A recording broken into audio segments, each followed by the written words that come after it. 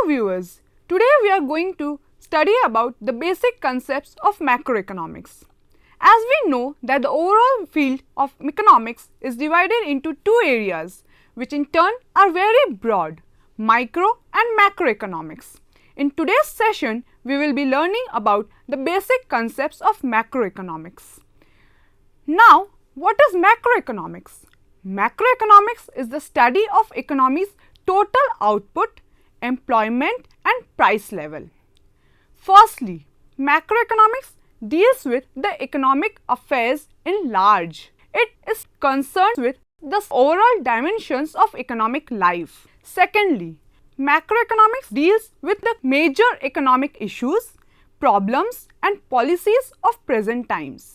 Third, macroeconomics is the study of major economic aggregates.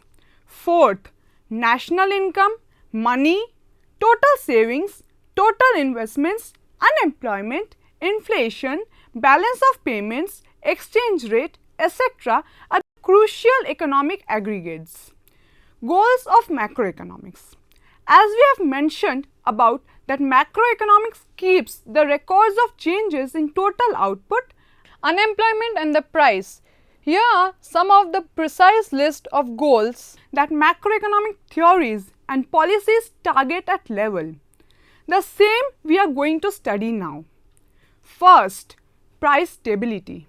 When the given price level of goods and services does not change or are constant, say for the given period of time, it is known as price stability. Next is economic stability. In any given economy, changes in the output are observed gradually over a period of time.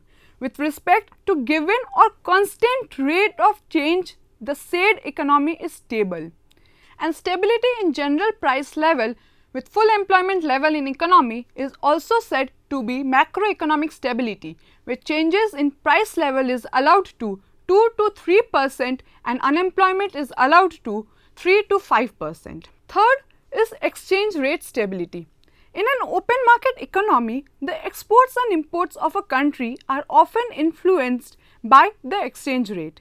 Such exchange rate in turn is influenced by the interest rate, inflation rate, political stability and by the internal harmony of the country. When all these factors together do not change or change observed is negligible over a period of time, and hence there is no change observed in exchange rate and thus it is said to be stability in exchange rate. Next is full employment. When every employable labor willing to work at the given wage rate is employed, it is said to be full employment in the economy. Next is economic growth. An increase in the amount of goods and services produced per head of the population over a period of time is said to be economic growth. Sixth is economic justice. Economic justice is a part of social justice. It deals with the set of moral principles for building economic institutions. The ultimate goal of such institutions is to create an opportunity for each person and add a sufficient material foundation upon which to have a dignified, productive and creative life beyond economics. Next is improvement in standard of living. It is said that when Human Development Index HDI, Physical Quality of Life Index PQLI, literacy rate, that is education level, goes up, wherein below poverty line BPL ratio, mortality ratio, infant mortality rate goes down is an evidence of improvement in standard of living. Next is eradication of poverty. When from overall population there is reduction in the people living below poverty line, it is considered as a step towards eradication of poverty. To achieve these objectives, the economists apply various tools for making theories. The monetary and fiscal policies tops the list, wherein others can be listed as shown. Firstly, trade policy, second, industrial policy, third, EXIM policy, fourth, banking policy and fifth, planning policy. Macroeconomic theories which we will be learning in later chapters are: first, theory of income and employment, second, theories of trade cycles, third, theories of economic growth, fourth, theories of inflation, fifth, theory of fiscal policy, and lastly, theory of monetary policy. Different concepts of macroeconomics. Aggregate demand price at any level of employment is the amount of money which all the entrepreneurs in the economy taken together really do expect that they will receive if they sell the output produced by this given number of labor. Y is equal to C plus I for two-sector economy model. Y is equal to C plus I plus G for three-sector economy model. Y is equal to C plus I plus G plus X minus M for four-sector economy model. What is aggregate supply now? Aggregate supply is the total supply of goods and services produced within an economy at a given overall price level in a given time period. It is represented by the aggregate supply curve, which describes the relationship between price levels and the quantity of output that firms are willing to provide. Y is equal to C plus S for two-sector model. Y is equal to C plus S plus T for three-sector economy model. Now, what is effective demand? Only that point of ADP which is equal to ASP is known as effective demand. Now, what will be the equilibrium of economic entity? The point where aggregate demand and aggregate supply of the given entity is equal is known as the equilibrium of the said entity. For example, AD is equal to AS for goods market. DM is equal to SM for money market. Now, what is disequilibrium? The excess of supply over demand or excess of demand over supply in the goods market is known as disequilibrium. Capital goods. The goods in which long-term investment is required, used over a long period of time and is used to produce other goods or services is capital goods.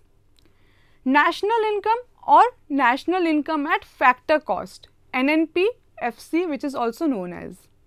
It means the sum of all incomes earned by resource suppliers for their contribution of land, labor, capital, entrepreneurial ability which go into the year's net production. In other words, national income shows how much it costs society in terms of economic resources to produce net output.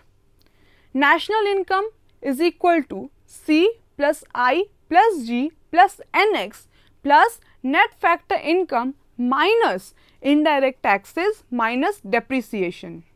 Now we study about the concept of circular flow of income.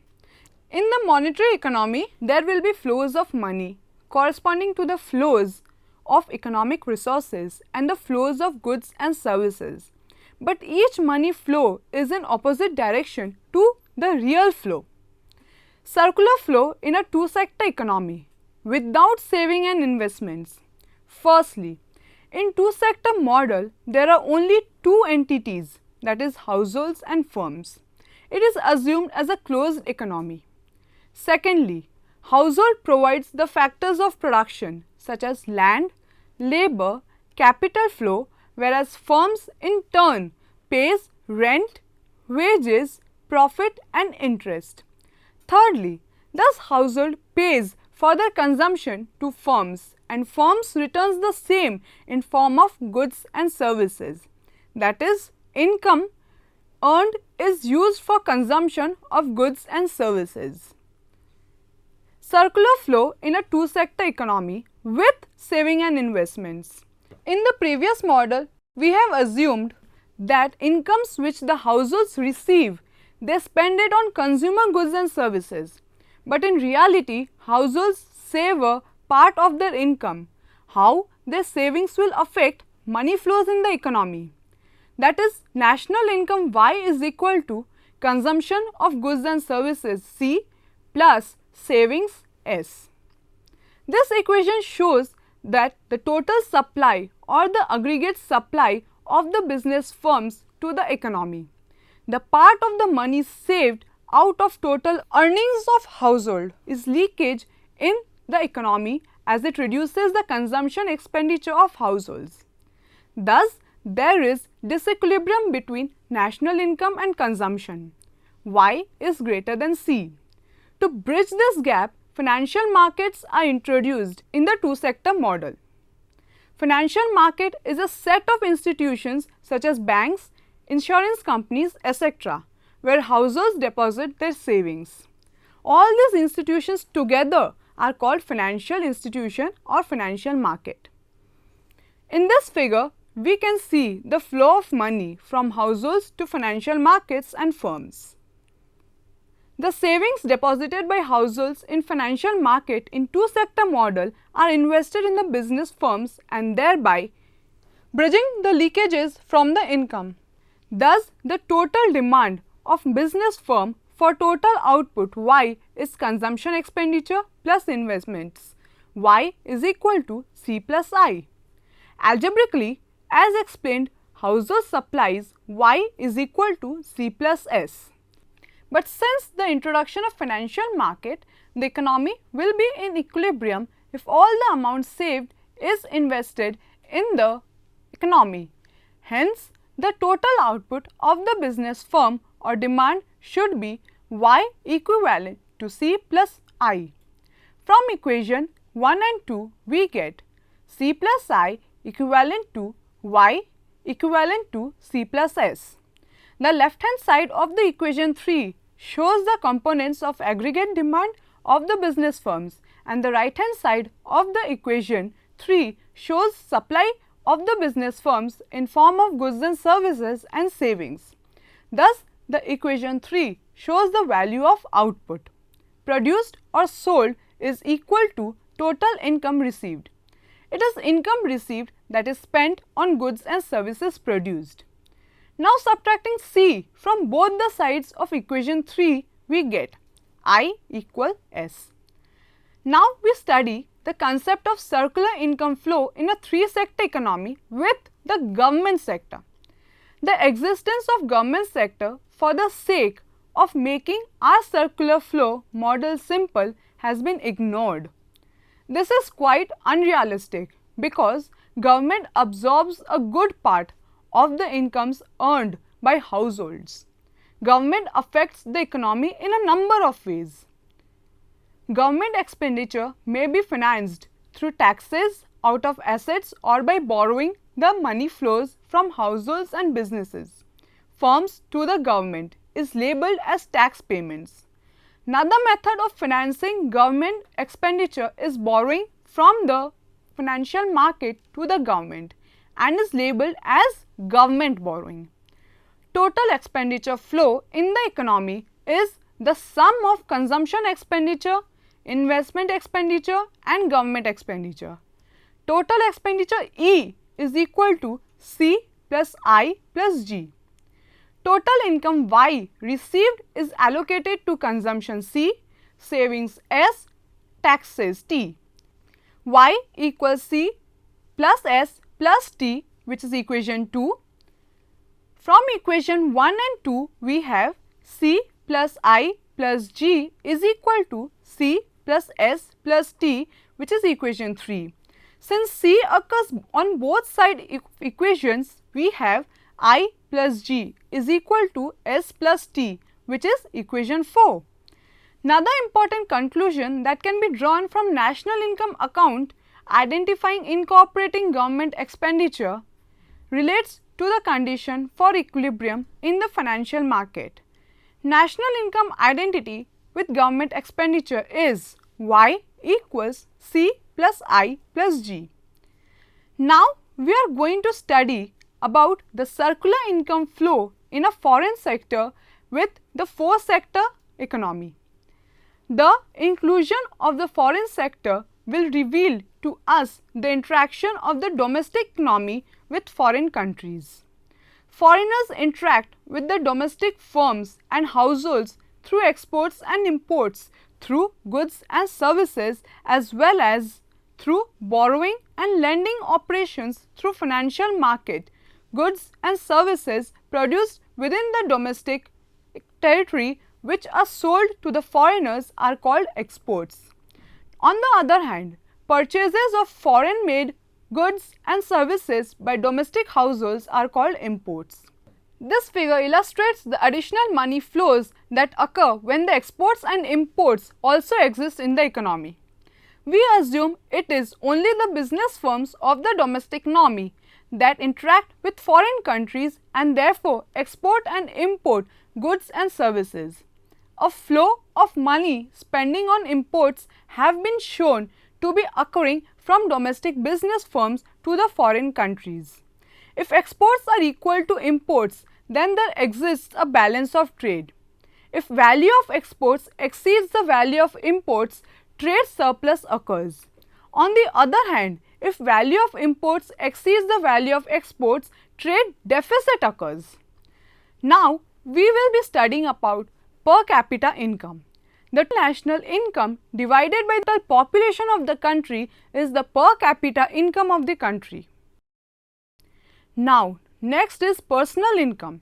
It is the sum of all incomes realized by all individuals or households during a given year. It is different that national income, as some incomes which are earned are not actually received by households in the same year. For example, contribution to PF. Contrary to the same, some incomes which are received in the given year are not earned in the same year. Example, rebate on taxes. PI is equal to wages plus interest plus rents plus dividends plus transfer payments. Disposable income. The amount of money that is available for an individual's expenses and savings after the deduction of taxes from his or her personal income. DI is equal to PI minus personal income tax payments. Next is a very important topic that we are going to study is about the gross domestic product GDP.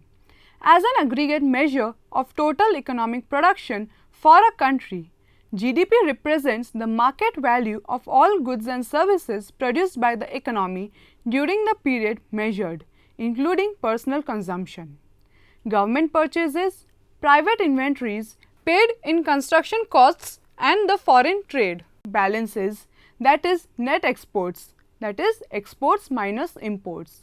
So, GDP is equal to C plus I plus G plus X minus M. Next important topic is gross national product GNP. Gross national product is an estimate of total value of all the final products and services produced in a given period by the means of production owned by the country's residents. GNP is commonly calculated by taking the sum of personal consumption, expenditures, private domestic investment, government expenditure, net exports and any income earned by residents from overseas investments minus net income earned within the domestic economy by foreign residents. So, now what is GNP? GNP is equal to GDP plus net income inflow from abroad minus net income inflow to foreign countries. Net national product NNP is another important topic that we are going to study. What is NNP now? It is the production of GNP of a year we consume or use up fixed capital. The consumption of fixed capital or fall in the value of fixed capital due to wear and tear is called depreciation. When charges for depreciation are deducted from GNP, we get NNP. It means the market value of all finance goods and services after providing for depreciation. So, NNP is GNP minus depreciation. At the end, summarizing what we have learnt about the basic concept of macroeconomics, which includes the definition of macroeconomics. The topics studied by us were various terminologies which will be used during the sessions of macroeconomics, such as aggregate demand, aggregate supply and various other topics. We also learnt about the major national income concepts like GDP, GNP and NNP. Thank you.